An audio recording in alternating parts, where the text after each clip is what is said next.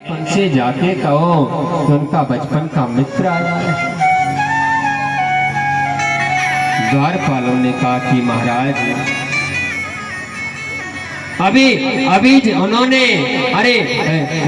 विश्राम किया है, मैं जाकर के कहूँ।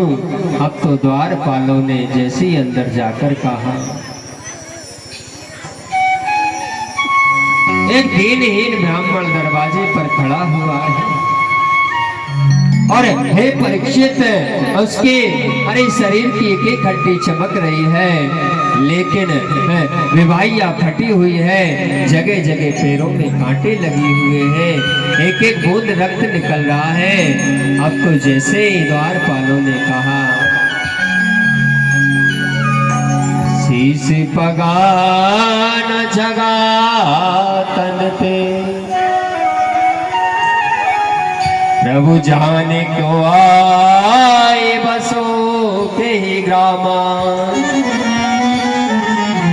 धोती फटे लपटे दुपटे, और पाए उपाहन के नहीं श्यामा, तारे खड़ो दिज दोरे वाले रयो देख चक वसुदा विरामा, पूछक दीन दयाल को धामे, बतावत आपनो नाम सुदामा। द्वारपालों ने हाथ जोड़कर कहा कि महाराज, एक दीनहीन ब्राह्मण दरवाजे पर खड़ा हुआ है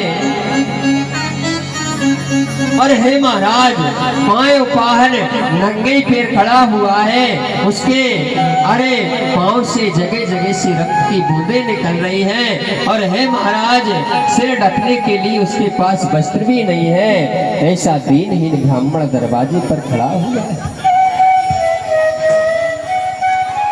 आज भगवान ने जैसे ही सुना, भगवान एकदम चौंक गए। कहने लगा कि उन्होंने अपना नाम भी तो बताया होगा, क्या नाम है? तो द्वारपालों ने कहा कि उन्होंने अपना नाम सुदामा बताया। भगवान सिंहासन पे कूद गए और कहने लगा कि मेरा बचपन का मित्र सुदामा आया है। विचार कीजिए बंधुओं, एक मित्र ऐसा है जिसमें पैरों में पहनने की भी सोने की है, और एक मित्र ऐसा है जिसमें पैरों में पहनने के लिए भी कुछ भी नहीं है। ऐसी कृष्ण और सुदामा की मित्रता। सुखदेव स्वामी वर्णन करते कि परीक्षित, आज भगवान नंगे ही पैर दौड़े जा रहे हैं। बचपन का मित्र आया है।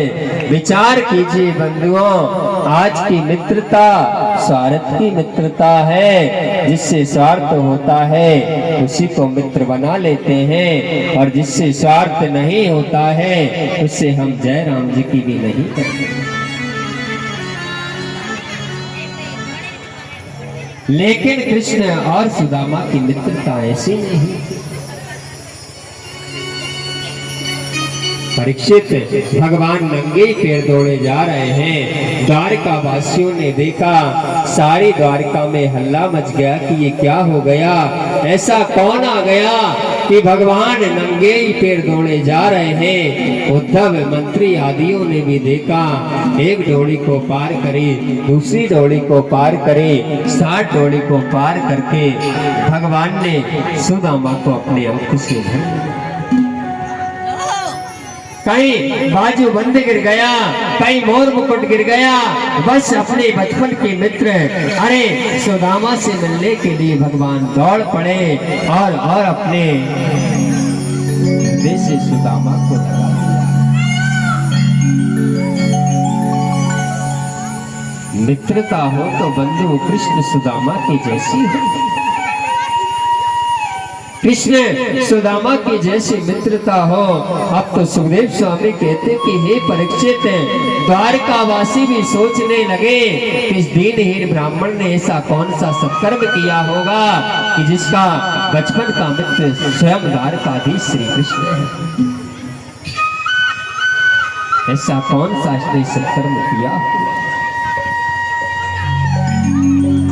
अब तो भगवान सुदामा को लेकर आए, धूप दीप आदि से सुदामा का स्वागत किया। भगवान की सब पत्नियां आकर बैठी, भगवान के पौत्र पौत्रादि भी आकर बैठ गए। ऊपर से नीचे तक भगवान ने सुदामा को देखा और कहने लगे कि दुनिया बदल गई पर मेरा सुदामा नहीं बदला। अरे मेरा सुदामा नहीं बदला है। सुखदेव स्वामी वर्णन करते कि हे परीक्षित, 56 प्रकार के व्यंजन बनकर के आए। आज भगवान ने अपनी राज्यसभा की भी छुट्टी कर दी, क्योंकि आज मेरा बचपन का मित्र सुदामा आया है। अब तो भगवान के सामने बैठे हैं सुदामा। सुदामा सिंहासन पर बैठे हुए हैं और भगवान उनके चरणों में बैठे हैं। और हे परीक्षित, एक बार उसकी झांकी का दर्शन करके तो देखो तो सही, कहाँ लक्ष्मी का पति और कहाँ द्वारकाधीश श्री कृष्ण। लेकिन आज सुखदेव स्वामी वर्णन करते कि हे परीक्षित, भगवान ने अपनी पत्नियों को इशारा किया। सुखदेव स्वामी कहते कि हे परीक्षित, दोनों मित्रों के वेश में कितना अंतर है। जब बचपन के मित्र मिलते हैं तो आंखें भी नम हो जाती है, करुणा हो जाती है। अब तो एक एक पत्नी सुदामा को प्रणाम करने के लिए आई। मैं रुक्मणी प्रणाम करती हूँ, देवी चिर सौभाग्य। मैं जाम्बवती प्रणाम करती हूँ, देवी चिर सौभाग्यवती भव। मैं कालिंदी प्रणाम करती हूँ, देवी चिर सौभाग्यवती भव। एक एक करके 16,100 पत्नियों ने सुदामा का वंदन किया। अब तो सुखदेव स्वामी कहते कि हे परीक्षित, सुदामा ने पूछ लिया कि भैया ये सब अपनी हैं कि मोहल्ले पड़ोस से आई हैं, बताओ तो सही। और अगर मैं ऐसे ऐसे आशीर्वाद देता रहूंगा, अरे मैं दुबला पतला ब्राह्मण, मेरा तो हाथ ही दुखने लग जाएगा। एक काम करो, आप ही मेरी ओर से आशीर्वाद ले लो, मैं आप ही को आशीर्वाद दे देता हूं। विचार कीजिए बंधुओं, संत आए, ब्राह्मण आए, प्रणाम करना चाहिए। सुखदेव स्वामी कहते कि हे परीक्षित, यदि सच्चे मन से हम संत ब्राह्मण के चरणों में प्रणाम करते हैं तो एक बार तो काल भी उसका कुछ नहीं बिगाड़ सकता। 16,100 पटरानियों ने प्रणाम।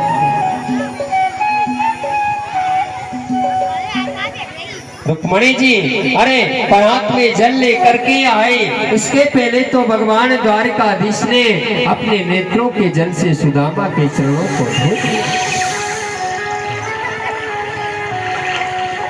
पूछते दीन दयाल को दामे, बतावते आपनो नामे सुदामा। आज भगवान द्वारकाधीश ने अपने नेत्रों के चरणों से सुदामा के जल को धो दिया। अब तो